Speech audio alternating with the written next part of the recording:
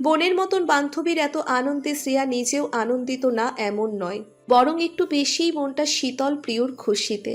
কিন্তু এখন এত মানুষের ভিড়ে একদমই থাকতে ইচ্ছে করছে না। লং জার্নি করে আসার পরপরই ফ্রেশ হয়ে সেই যে এখানে এসে বসেছে, প্রায় ঘন্টার পর ঘন্টা অতিবাহিত হয়েছে। কোথাও গিয়ে একটু একান্তে কাটাতে মন স্পৃহা জাগছে শ্রেয়ার। তবে এভাবে গুরুজন রেখে উঠে যাওয়া চরম বেয়াদবি বইকি কিছুই নয়। কোনো ছুতো মিলছে না প্রিয়র গায়ে। শ্রেয়ার অন্তঃপুরের ডাক প্রিয়র কর্ণ অবধি পৌঁছল হয়তো। মেয়েটা দরজার সামনে এসে হাজির, উচ্চ আওয়াজে ডেকে পড়ল, শ্রেয়া, আয় খাবি? মা, খাবার দাও আমাদের। সেই যে আসলাম এখনো না খেয়ে। মেয়েকে কঙ্কাল বানিয়ে বিদায়ের ফোন দিয়ে দিয়েছ বুঝি? সাথে আমার কলেজার বান্ধবীটাকেও। প্রিয়র আহ্লাদী কণ্ঠ শুনে তড়িঘড়ি করে আসর ছেড়ে উঠে দাঁড়ালেন রাশেদা। শ্রেয়াকে হাত টেনে উঠিয়ে বললেন, চল মা, খাবি। আমার একদম খেয়াল ছিল না। দেখলি, কথা বলতে বলতে ভুলেই গেলাম। নিচে হইতে সবাই খেয়ে নিয়েছে, তোরা কয়েকজনই বাকি। প্রিয়ুষ সহ ওদের কয়েকজন কাজিন ঠোঁট টিপে হাসে। রাশেদা এমনই, কথায় একবার মশগুল হলে ওনার দিন দুনিয়ার খবর থাকে না। রাত কেটে নতুন প্রভাত ধরনী স্পর্শ করবে, তবুও ওনার কথার অন্তিম কাল আসবে না। কেউ কেউ তো অকুচরে পাঁচাল বলে বেড়ায়। বিশেষ করে ওনার শাশুড়ি কথায় কথায় সেই রাশেদের বিয়ের পর হতে ওনাকে বাচাল বলে সম্বোধন করে আসছে। তবে প্রিয়র বাবার স্ত্রীর এই গুণটা খুবই প্রিয় ও মন খারাপ। তার ভাষ্যমতে কথা ভিতরে চেপে রেখে গুমড়ে গুমড়ে মরবার চেয়ে অতিরিক্ত কথাই ভালো। এতে স্বাস্থ্যের ক্ষতি হবে না। সব সময় এমনটা করেন না রাশেদা। আপনজন কাছে পেলেই কথার ফুল ঝরে। শ্রেয়া পাতের ভাত নাড়তে নাড়তে মিহু স্বরে প্রিয়র উদ্দেশ্যে বলল, কাল এতিমখানায় যাবো একবার প্রিয়। চলে আসবো বিকেলের দিকে। এখন শুধু বিয়ের ডেট ফিক্সড করা হবে। আমি না থাকলে চলবে না। এখানে আসার পর মনটা আনচান করছে এতিমখানায় যেতে। শৈশবের স্মৃতি টানছে খুব। প্রিয় সবে এক নলা মুখে দিয়েছিল। শ্রেয়ার কথা শ্রবণ হওয়ার সঙ্গে সঙ্গেই ভাত গিয়ে আটকালো গলায়। নাকে মুখে কাশতে আরম্ভ করে মেয়েটা। অতর্কিতে এমন কাণ্ডে শ্রেয়া ভড়কে গেল। পানির গ্লাস এগিয়ে দিয়ে পিঠে হাত ঢলতে ডলতে অস্থির হয়ে পড়ল শ্রেয়া। পানি পান কর। হঠাৎ কি হলো তোর? পানি নে জলদি। প্রিয়র দাদি বেচার মুখে বলে উঠলেন, এই মাইয়া এমনিতেই সব কিছুতে, এখন আবার তাড়াতাড়ি খাইতে গেছে কেন? দেরি করার মানুষ তাড়াতাড়ি করতে গেলে এমনই হয়। প্রিয়র চোখে মুখে পানি চলে এসেছে। দাদির দিকে ক্ষিপ্ত দৃষ্টি নিক্ষেপ করে বলল, আমি দেরি করি? হিংসেই জল রুফাইয়া। আমার সুন্দর একটা জামাই হইব, বুঝি বুঝি। এই কারণেই আমার নামে মিথ্যা রটাও। এ, তোর যেই একটা জামাই, চার চোখ লেকচারার। এমন লেকচারার আমার জীবনে কত আইসে গেছে পাত্তা দিলাম। তোর দাদা ম্যাজিস্ট্রেট আসিল বললা আব্বা জোর কইরে বিয়া দিছিল, না হলে তারেও গুনার টাইম আসিল না। দাদি নাতিনের খুনসুটি দেখে শ্রেয়া হাসি আটকে রাখতে পারল না। সবকিছু কত সুন্দর পরিপূর্ণ একটা পরিবার। ওর যদি এরকম একটা পরিবার থাকতো, বুকটা হাহাকার ধ্বনি তোলে বারবার। নিঃশ্বাস ক্রমশ ভারী হয়ে আসে। পরিবার, ভালোবাসা কিছুই পেল না, সব হাতের নাগালের বাহিরে যেন। চাইলেই কি চাঁদে যাওয়া যায়? শ্রেয়ার জীবনটা হয়েছে ঠিক এরকম। অভাগা যেদিকে যায় সাগর শুকিয়ে যায়। আপনজন পরিবার কিছুই নেই এই তুচ্ছ জীবনে। আগেও বলতো, এখনো মনে মনে সহস্র কোটি বার আওড়ায়। প্রিয় পানির গ্লাস রেখে তীক্ষ্ণ চাহনিতে চেয়ে দেখে শ্রেয়ার অঙ্গভঙ্গি। মেয়েটার বিস্বাদ চেহারা ওর অন্তরাত্মা কাঁপায়। শ্রেয়া যদি কাল এ বাড়িতে না থাকে, তাহলে যা ভেবেছিল তার কিছুই হবে না। কত আর লুকিয়ে থাকবেও। প্রিয় চাই, মন থেকে চাই, অতীত তিক্ত হলেও শ্রেয়া সেটা আঁকড়ে ধরেই অভিনব রূপে রাঙিয়ে তুলুক নিজেকে। শুভ্র রং ভালো, কিন্তু সব সময় যে এটা মানায় না। প্রিয় চাওয়া হলেও শ্রেয়ার জীবনে রংধনু উঠুক। মেয়েটার নামে একটা আকাশ হোক, সেই আকাশে দিনের বেলায় রংধনু উঠুক এবং রাতে একটা থালা সমান চন্দ্র ও কোটি কোটি নক্ষত্র। তাই সে আয়ুষের বিরুদ্ধে গিয়ে নিজ থেকে একটা সিদ্ধান্ত নিয়েছে। যেই মেয়ে বিবাহিত হওয়া সত্ত্বেও স্বামীর মুখ না দেখে কিশোরী জীবন ফেলে এসেছে, তিনটে বছর পেরিয়ে এসেছে, কাল দেখবে স্বামীর মুখ, শুভ দৃষ্টি হবে। দৃঢ় বিশ্বাস প্রিয়র কোনো একদিন দুটো হৃদয় মিলিত হবে, স্পন্দিত হবে সমান তালে। শ্রেয়া আজও ওকে বলেনি ওর অতীতের সত্যগুলো। প্রথম যখন আয়ুষের ফোন পেয়ে সাথে রিয়াকে নিয়ে সকল বাসস্ট্যান্ডে শ্রেয়াকে খুঁজে বেড়ায়, প্রিয় তখনও জানতো না শ্রেয়া নামের মেয়েটা আয়ুষের কি হয়, কেন খুঁজতে বলছে। আয়ুষ ওকে সচরাচর ফোন দিত না, কথাও হতো না। ঢাকা শহরে এলে মাঝে মাঝে সম্মুখে পড়ে গেলে দু একটা কথা বলতো। ওই নিশ্চুপ স্বভাবের পুরুষের দু একটা গম্ভীর কথাই যেন প্রিয়র হৃদয় উতলা করে তুলত।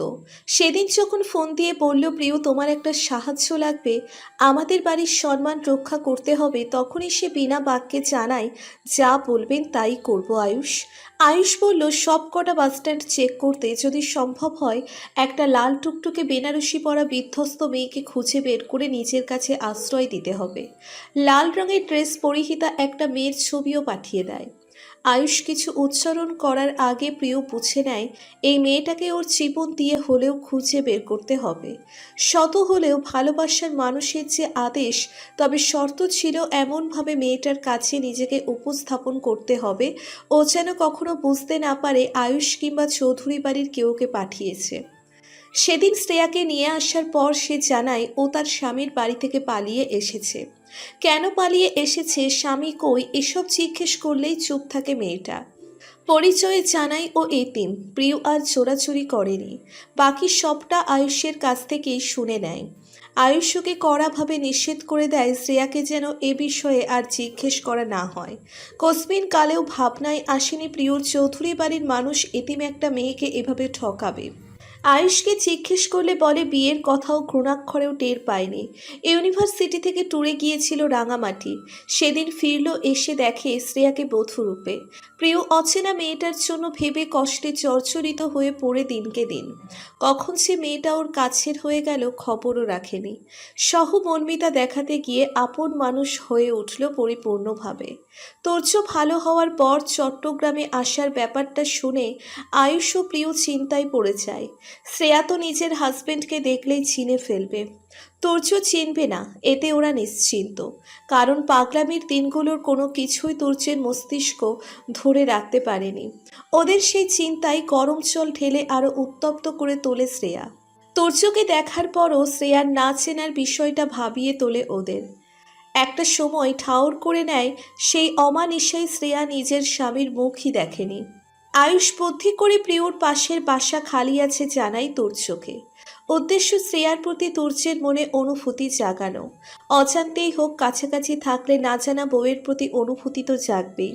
কিন্তু তোর্য জেনে গেল সে বিবাহিত এবং অদেখা বউকে প্রচণ্ড ঘৃণা করে। এতেই সব কষ্ট বিফলে চলে গেল আয়ুষের। তোর্যের চট্টগ্রামে ইউনিভার্সিটিতে লেকচারার হিসেবে নিয়োগ দিচ্ছে জেনে আশার আলো খুঁজে পেয়েছিল শ্রেয়াকে সসম্মানে চৌধুরী বাড়িতে ফিরিয়ে আনার।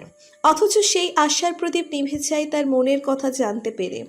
যে না দেখেই বউকে ঘৃণা করে চোখের সামনে এলে কি করবে ভেবে কুল পায় না। ফলস্বরূপ আয়ুষ চায় শ্রেয়াকে আগে ভালো মেয়ে হিসেবে জানুক তুর্য।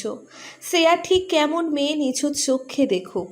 শ্রেয়ার প্রতি পজিটিভ ভাবনা আসলেই তা আজ করে আয়ুষ জানিয়ে দিবে তুর্যকে এই মেয়েই তার বউ। কিন্তু শ্রেয়ার জানতে বাধা কই যে তুর্য স্যারি ওর স্বামী। প্রিয় কৌশলে ঠিক জানিয়ে দিবে শ্রেয়াকে। মেয়েটা অতীতের অধ্যায় না খুলতে চাইলেও তাতে সমস্যা নেই। শ্রেয়ার নরম ঝ্রেনঝিনে স্বর কানে আসলো পুনর্বার। ডাকলো প্রিয় বলে, বলল, কাল যাব আমি, রাগ করিস না প্লিজ। আর কবে ফিরি এই শহরে তার অনির্দিষ্ট। এসেই বা করব কি? আমার কোনো পরিচিত মুখের দেখা মিলবে না এখানে। কার টানে আসবো? মাদারের সাথে দেখা করে যাব। প্রিয় বিচলিত কণ্ঠে বলল, যেতে পারবি, তবে সকালে গিয়ে 12টার আগে চলে আসিস প্লিজ। তোকে ছাড়া আমি একা হয়ে যাব। সে কি, কোথায় যাবে শ্রেয়ামা? রাশেদার উৎকণ্ঠা। শ্রেয়া কাল বিলম্ব না করে প্রত্যুত্তরে জানালো, এতিমখানায় যাব আন্টি, চলে আসবো 12টার আগে। প্রিয় স্বস্তির নিঃশ্বাস ছাড়ল। এটু হাতে শক্ত করে জড়িয়ে ধরল শ্রেয়াকে। অতীব খুশিতে গদগদ হয়ে মুখ ফুসকে বলে বসল, আমরা দুই বান্ধবী, দুই যা জানো, এমন করেই সবসময় একসাথে থাকতে পারি। শ্রেয়া কি ভুল শুনল? যা? প্রিয়কে ছেড়ে চোখ বড় বড় করে অবাক গলায় জিজ্ঞেস করল, যা? যা? প্রিয়র দ্বিরুক্তি। হ্যাঁ, তুই এখন এটা বললি না? প্রিয় মেকি হাসি ফুটিয়ে বলে উঠল, মুখ দিয়ে নটা বের হতে দেরি হয়ে গেছে, ওটা দুধ চান হতো জানেমান। শ্রেয়ার সন্দেহাতীত দৃষ্টি দমে যায় মুহূর্তেই। প্রিয়র হাতটা ধরে নির্দ্বিধায় স্বীকার করে, আপন বলতে তোকেই চিনি প্রিয়। 3 বছর পর চেনা জায়গাটায় এসে খণ্ডিত হলো শ্রেয়ার হৃৎপিণ্ড। কাছের মানুষটা আর নেই, নেই মাদার বলে যাকে ডাকত সেই সুন্দর চেহারার মহিলাটা। হঠাৎ স্ট্রোক করে মারা গিয়েছেন তিনি, প্রায় বছর 1.5 হবে। এসব শুনে শ্রেয়ার পায়ের নিচে মৃত্তিকার ফাটল শুরু হলো যেন। কেঁপে উঠে ওর সমগ্র ধরিত্রী। কান্না চেপে রেখে বেরিয়ে আসে এতিমখানা থেকে। প্রায় ঘন্টা 2 ছিল, এখন ফিরতে হবে। কোথায় ভাবলো মাদারের কোলে মাথা রেখে মায়ের সুগন্ধটুকু নেওয়ার সৌভাগ্য হবে। কিন্তু ভাগ্য বড়ই নির্মম, বলাই হলো না মাদার আপনার মারফতে সেই কোচিং সেন্টারে এখন আমি জব করছি। দিব্যি চলে যাচ্ছে জীবন। অব্যক্ত হয়ে রইল বাক্যটা। গেট থেকে বেরিয়ে সাদা ওড়নাটা মাথায় টেনে সিধা সড়ক ধরে হাঁটা ধরে শ্রেয়া। তখনই একটা গাড়ি সজোরে ব্রেক কষে ওর সন্নিকটে পাশে। সহসা ধরাস করে উঠল শ্রেয়ার সমস্ত কায়া। তড়িৎ বেগে পাশ ফিরতেই ভেতর হতে ভেসে আসে কিছুটা পরিচিত রুক্ষ কণ্ঠস্বরের ডাক। শ্রেয়সী। শ্রেয়া হকচকালো আকস্মিক ডাকে। ভালো করে গাড়ির ভিতরে দৃষ্টি তাক করতেই মানুষটাকে দেখে যতটা না চমকালো, তার চেয়েও ভারী বিস্ময়াবিষ্ট হয়ে পড়ল আজ মিসর মিসেস শব্দমালা শুনতে। স্যার আপনি এখানে?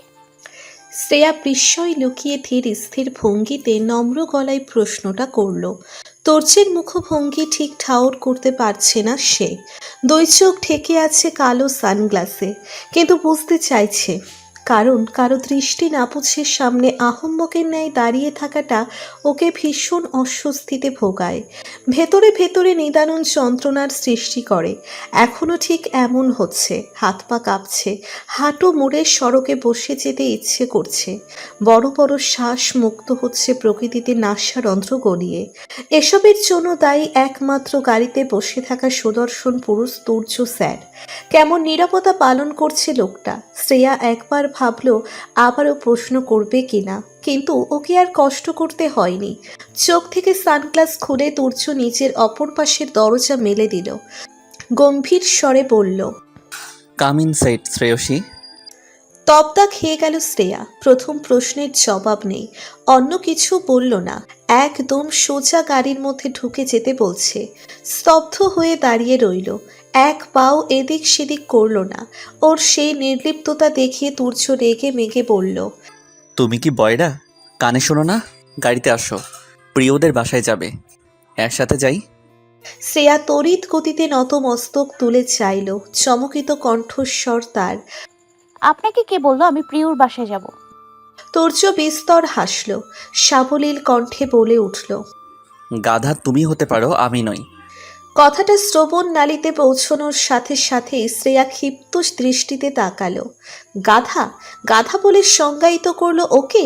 এই ছেলে ওকে ব্যঙ্গ না করলে কি শান্তি পায় না? কোনো স্যার নিজের স্টুডেন্টের সাথে এমন করে? শ্রেয়ার মানসপটে মুহূর্তেই উদয় হলো স্যার ছাত্রীকে গাধা বলতেই পারে। তবুও মানতে নারাজ সে, কিন্তু স্বভাবতই চুপচাপ নীরব চরিত্রের অধিকারিণী সে। ছোট থেকেই শিখেছে কেউ কেটে ফেললেও নিজের নিশ্চুপ চরিত্র দিয়ে মানুষটাকে বুঝিয়ে দিতে হবে, আমি আপনার মতন উগ্র নই। 8 বছর বয়সে এতিমখানায় এসে একা একা এতগুলো বছর পার করা সহজ ছিল না, বরঞ্চ কঠিন সাধ্য ছিল। প্রতিনিয়ত মধ্যরাত্রিতে ফুঁপিয়ে ওঠা অভ্যেসে পরিণত হয়েছিল। চক্ষু আয়নায় ভেসে উঠত মায়ের বিভৎস রক্তাক্ত লাশটা, বাবার নিজ থেকে করা সেই আত্মহত্যা। খালা ফুপি কারো বাড়িতে ঠাঁই না পেয়ে পুরো এক রজনী ছোটোখাটো এক ভাঙাচোরা চায়ের দোকানে প্লাস্টিকের বস্তা দিয়ে বানানো ছাউনির নিচে কাটিয়ে দেওয়ার চেষ্টা। সেই রাতটা কি সুন্দর ছিল? মোটেও না। এক দানব খুবলে খাওয়ার জন্য উদ্যত হয়েছিল। ক্রমশ এগিয়ে এসে স্পর্শ করতে চেয়েছিল রাতের ঘুটঘুটে আধারে। 8 বছর বয়সী সেই বাচ্চা মেয়েটা নিজের পবিত্র অঙ্গে কারো লোলুপ দৃষ্টি আটকাতে ব্যর্থ হলেও ছোঁয়া হতে নিজেকে রক্ষা করেছে। মদখোর মাতাল ব্যক্তির হাত থেকে নিজেকে রক্ষা করতে ছুটতে ছুটতে এসে মুখ থুবড়ে পড়েছিল আজকের চেনা এই এতিমখানার দুয়ারে। হাত পা কেটে রক্ত ঝরছিল, ছোট ছোট চুল বিয়ে গড়িয়ে যাচ্ছিল জল, গায়ের সাদা জামাটা কর্দমাক্ত হয়ে এলোমেলো বিশ্রী অবস্থা। সারা দিন না খেয়ে শরীর হেলে পড়ে সড়কে, উঠতে চেয়েও আর পারেনি। একটা বয়স্ক লোককে দৌড়ে আসতে দেখে ও হাত বাড়ায়। পরক্ষণেই ছোট মস্তিষ্কে হানা দেয় ওই লোকটার মতো করে এই লোক ওর দেহে বাজে স্পর্শ মাখিয়ে দিবে হয়তো। শেষ রক্ষা পাবে না ভেবে কাঁপা কাঁপা কণ্ঠস্বরে অস্ফুট ডেকে ওঠে মা বলে। দু চোখের পাতা এক হয়, নতুন এক ভোরে আবিষ্কার করে নিজেকে এতিমখানার কোনো এক কক্ষের চার দেওয়ালের মাঝে। গাড়ির হর্নের তীব্র আওয়াজে শ্রেয়া নড়ে চড়ে উঠল। দৃষ্টি মেলে তাকালো তুর্যের দিকে। মনে পড়ল তুর্য তো আয়ুষের ভাই, আজ তো ওদের প্রিয়দের বাড়িতে যাওয়ার কথা। শ্রেয়ার তৎক্ষণাৎ মনে পড়ল রাশেদা বলেছিল প্রিয়র শ্বশুর বাড়িতে কে নাকি সর্ষে ইলিশ ভীষণ পছন্দ করে। এতিমখানা থেকে ফিরে যেন সে রেঁধে দেয়, কারণ প্রিয় মায়ের কাছে ওর সর্ষে ইলিশ রান্নার এতই প্রশংসা করেছে, সবাই চায় শ্রেয়সী আজকের মতন বিশেষ একটা দিনে এটা রান্না করুক। মেহমান সব এসে গিয়েছে হয়তো। শ্রেয়া ভাবলো এখন দ্রুত যেতে হবে। তুর্য তখন সাধছে সুযোগটা কাজে লাগানো উচিত। কিন্তু আবার কেমন যেন অনুভব হচ্ছে। তুর্যের সান্নিধ্যে এক অন্যরকম অনুভূতি জাগ্রত হয় মন মাঝারে। অনুভূতিরা হৃদয় স্থলের পুরো পথ ধরে ছোটাছুটি আরম্ভ করে। মনে পড়ে পরপুরুষের সন্নিকট তার নিষিদ্ধ। আনত স্বরে বলল, আমি অটো রিক্সা ধরে চলে যাব স্যার, আপনি যান। তুর্যের রাগে চোয়াল ফুলে ওঠে, দাঁতে দাঁত চেপে বলে উঠল, আর একটা কথা বললে গাড়ি দিয়ে ধাক্কা মেরে হসপিটালাইজড করব। শ্রেয়া ভরকে গেল। চক্ষুদ্বয়ের আকার বড় হয়ে এলো। হুট করেই গলায় শুষ্ক অনুভব করে তুর্যের এহেন ক্রোধান্বিত স্বরে। মনে হলো এই দাঁতে দাঁত চেপে বলা স্বর পরিচিত, অতীব পরিচিত, কিন্তু সঠিক মনে করতে পারল না শ্রেয়া। কথা না বাড়িয়ে গাড়িতে গিয়ে উঠে চুপচাপ ভঙ্গিমা বজায় রেখে পাশের সিটে বসা পুরুষকে ভয় মিশ্রিত স্বরে ডাকে, স্যার। বলো শ্রেয়সী। আবারও শ্রেয়সী ডাক। শ্রেয়ার অন্তঃস্থলে কম্পন ছড়িয়ে পড়ে। কেন তুর্য ওকে এই নামে ডাকে? সবাই শ্রেয়া ডাকে, তাহলে স্যারও কেন ছোট করে ডাকে না? শ্রেয়সীই কেন ডাকতে হবে তার, তাও আজ মিস অর মিসেস বিহীন? শ্রেয়া যখন চিন্তা ভাবনার অতল সাগরে নিমজ্জিত, তখনই তুর্য ওকে ডাঙায় টেনে তুলল। বলল, মিস অর মিসেস ডাকতে ডাকতে মুখ ব্যথা হয়ে গিয়েছে। ভাবলাম সম্পর্কে তুমি আমার ছাত্রী, ছাত্রীর জন্য মিস অর মিসেস সম্বোধনের প্রয়োজন বোধ করছি না আর। এখানে কি করছিলে? গাড়ি স্টার্ট দিতে দিতে তুর্য প্রশ্ন করে। শ্রেয়া সূক্ষ্ম নিঃশ্বাস ছাড়ল, ভেজা কণ্ঠে প্রতি উত্তর করল। এতিমখানে এসেছিলাম স্যার। তাৎক্ষণিক তুর্য ঘাড় বাঁকিয়ে এতিমখানার মরিচা আক্রমণ করা লোহার গেটটার দিকে নজর নিক্ষেপ করল। ভ্রুযুগল কিঞ্চিত ললাট ছুঁয়ে গেল নিমেষেই। শ্রেয়ার উদ্দেশ্যে লৌহস্বরে জিজ্ঞেস করল, তুমি এখানে থাকতে? শ্রেয়া বাহিরের দিকে দৃষ্টি নিবদ্ধ রেখে স্মিত হাসে, বলে, জি স্যার। তুমি জানো এটা কার মালিকানাধীন? মাথা নাড়াই শ্রেয়া, মোলায়েম কণ্ঠে বলল, চৌধুরী বাড়ির, ফাতেমা চৌধুরীর নামে এটা। তুর্যের অধর কার্নিশ জুড়ে সুপ্ত হাসি। এটা যে ওদের এবং ফাতেমা চৌধুরী ওর দাদি, সেটা শ্রেয়া জানে না। সেটা বুঝতে পারল। কথা না বাড়িয়ে গাড়ি চালানোতে মন দিল সে। শ্রেয়া জানালার দিকে মুখ করে ভাবনায় মগ্ন। ওকে তুর্যের সঙ্গে দেখলে মানুষ তীক্ষ্ণ দৃষ্টি নিক্ষেপ করবে, মিথ্যা রটাবে। তাই বাড়ি থেকে কিছু দূরত্বে নেমে পড়তে হবে। তাছাড়া সামনে দিয়ে যাওয়া যাবে না, এতে ঘর ভর্তি মেহমানের মুখোমুখি হতে হবে নিশ্চিত। যাদের কখনো দেখেনি চেনে না তাদের সাথে অকস্মাৎ একদম সম্মুখে পড়ে যাওয়ার ব্যাপারটা বড্ড বেশি পীড়া দেয়। এক্ষেত্রে শ্রেয়া ঠিক করলো ও প্রিয়দির বাড়ির পিছন দরজা দিয়ে ঢুকবে। পুরো রাস্তা কারোর সাথে কারো কথাবার্তা বিনিময় হয়নি। শ্রেয়া নিস্তব্ধ থাকলেও ইচ্ছে ছিল অঢেল স্যারের সাথে পড়া সম্পর্কিত কথা বলার। চুপ করে থাকাটা স্যারকে অসম্মান করা ঠিক ছিল ওর নিকট, কিন্তু তুর্যের গাম্ভীর্য কঠিন মুখভঙ্গি চোখে বিদ্ধেই যা বলবে ভেবেছিল তা যেন খোলা গগনপটে পাড়ি জমিয়েছে। অবশেষে প্রায় মিনিট 20 পেরিয়ে এলো প্রিয়দের বাড়ির নিকটস্থে। শ্রেয়া মাথায় ঘোমটা টেনে দ্রুত গতিতে বলে উঠল। স্যার গাড়ি থামান। গাড়ি থেমে যায়। শ্রেয়ার দিকে গাঢ় দৃষ্টিতে তাকাই তুর্য, দৃষ্টি প্রশ্নসূচক। তার চোখে পড়তেই শ্রেয়া আমতা আমতা করে বলে, আসলে আমি পেছন গেট দিয়ে যাব। ধন্যবাদ আপনাকে স্যার, আল্লাহ হাফেজ।